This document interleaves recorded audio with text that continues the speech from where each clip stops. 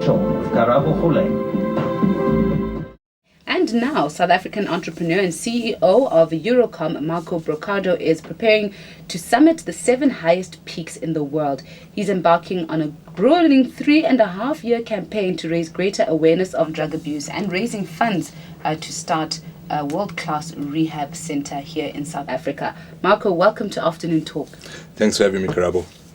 All right, let's get to know you a little bit before we go into this campaign, because obviously it's a deeply personal thing. I mean, how did your drug abuse develop?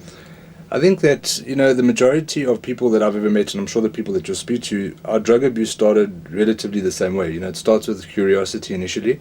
Peer pressure has a definite sort of pull, and it's probably one of the main reasons I actually went to drugs, is because all my friends were doing it, people that I respected or thought I had respected were doing it, people that I looked up to were doing it.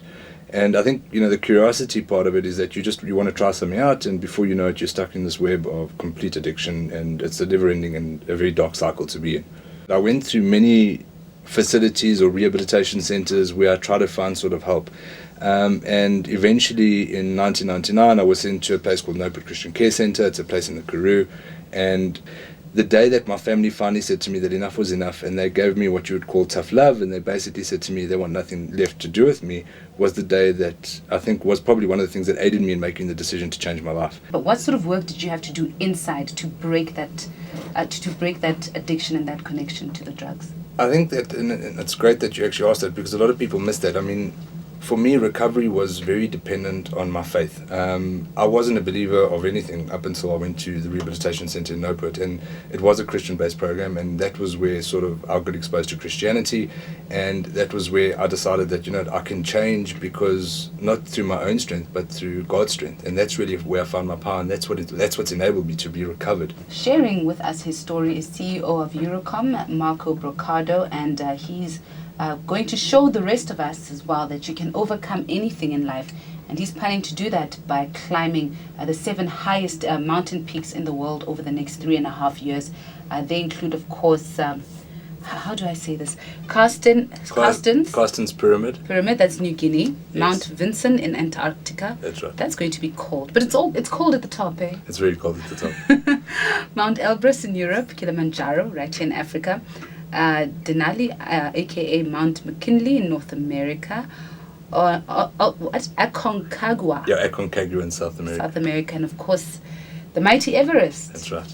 So how do you plan to get the funds through this campaign? Initially, the first climb that we'll be doing is Kilimanjaro, which it's fully self-funded by the company that I'm the CEO of.